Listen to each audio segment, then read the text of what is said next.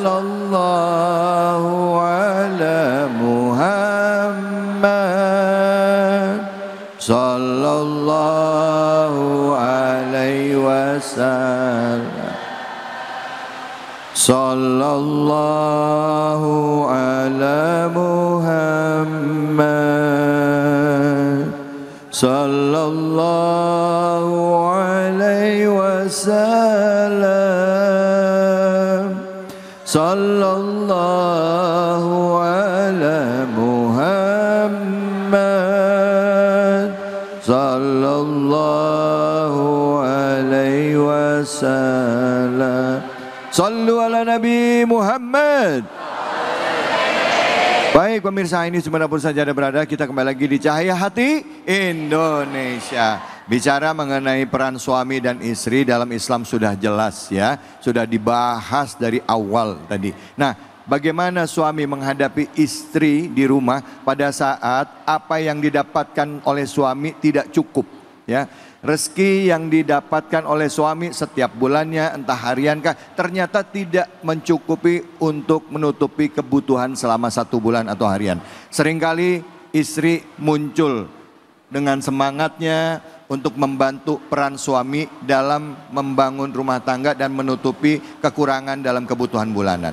Tadi kita sudah bahas banyak, yang kita bahas adalah surah Al-Ahzab tadi. Dan kita akan lanjutkan kajian kita tentang peran istri, khususnya bagi istri-istri yang bekerja. Nah, kali ini surah yang dibahas adalah surah Al-Ahzab ayat 34 hingga 35. Bagaimana sebenarnya yang cocok dalam rumah tangga, karakter suami seperti apa dan istri seperti apa. Karena seringkali juga ya hal-hal ini bisa menyebabkan perceraian dalam rumah tangga. Baik, untuk itu langsung kami minta kepada guru kita Al-Ustadz Al-Mukarram Ustadz Fatullah untuk menyampaikannya. Silakan. Siap, terima kasih. Bu, masih hidup. Kita meneruskan yaitu tema surat Al-Ahzab ayat 35. Artinya Allah menjelaskan wadhkurna ma yujla fi buyutikunna min ayatillahi wal hikmah innallaha latifan khabira. Wadhkurna ma yujla fi buyutikunna min ayatillah.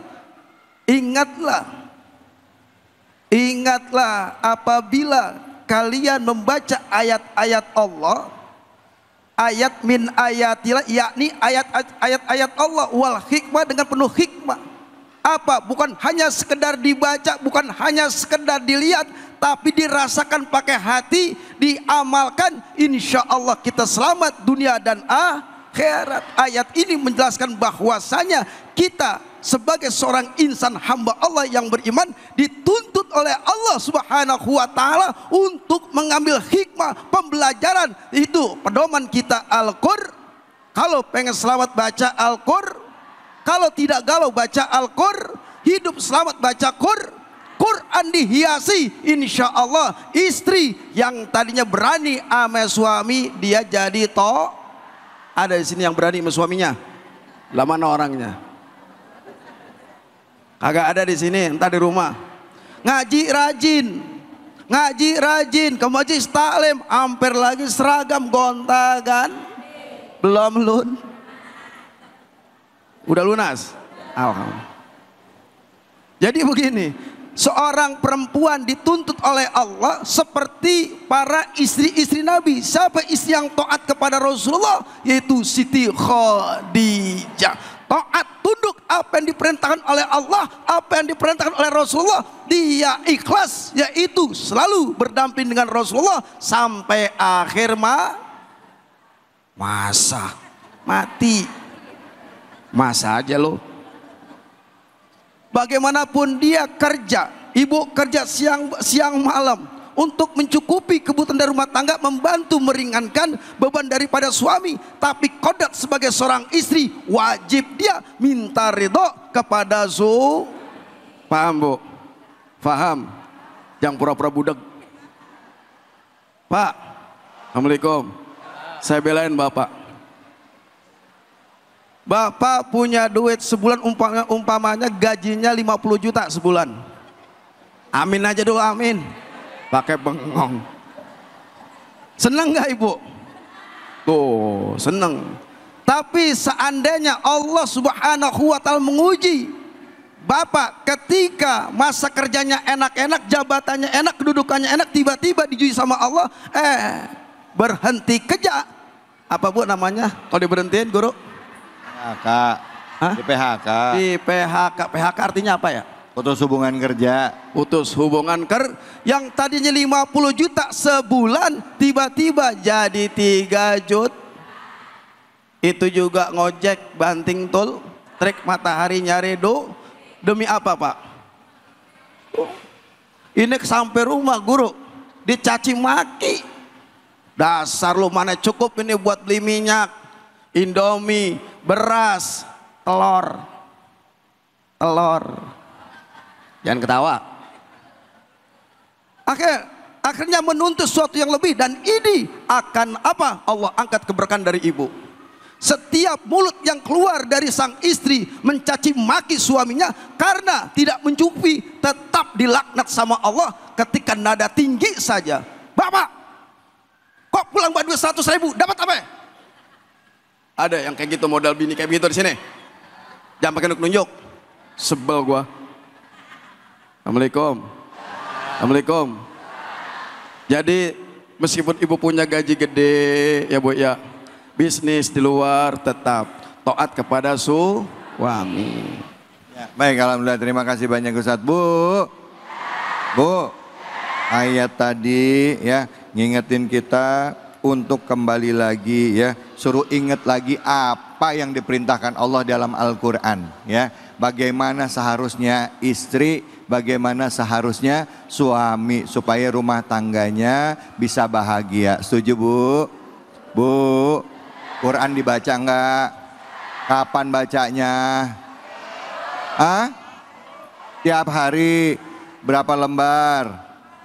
1 juz, 2 lembar, 1 lembar. Tapi ada juga yang Qurannya dibacanya setiap setahun sekali, pas bulan Ramadan doang. Ada yang begitu ada? Mana orangnya?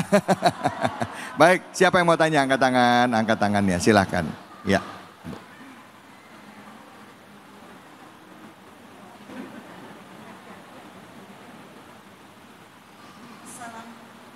Udah Bu, silakan. Assalamualaikum warahmatullahi wabarakatuh. Waalaikumsalam warahmatullahi wabarakatuh. Saya Ibu Neneng Ratnaningsi dari Majelis Ta'lim Hidayatus Syifa. Saya mau bertanya Pak Ustadz, apakah berkarir itu bisa menjadi ladang pahala apabila kita dengan niat ibadah kepada Allah, namun seorang ibu merasa bersalah Ustadz, karena meninggalkan putra-putrinya dititipkan kepada pembantu untuk menjaganya. Itu saja Pak Ustadz. Terima kasih. Wassalamualaikum warahmatullahi wabarakatuh. Waalaikumsalam warahmatullahi wabarakatuh. Nah, ini seringkali dialami sama ibu-ibu nih Ustadz. Kerja cari uang yang kepikiran anak ya Bu ya. Ngerasa feeling guilty, ngerasa bersalah. Saya cari uang tapi anak-anak gak bisa saya urus. Ini gimana Ustadz kayak gini Ustadz? Kalau begitu saya pulang aja deh. Ya, jangan dong. Bu, dengan Ibu Ningsi ya, Neneng cucu Cahyati. Boleh silakan sah-sah saja. Ibu kerja dimanapun, yang penting kita keluar.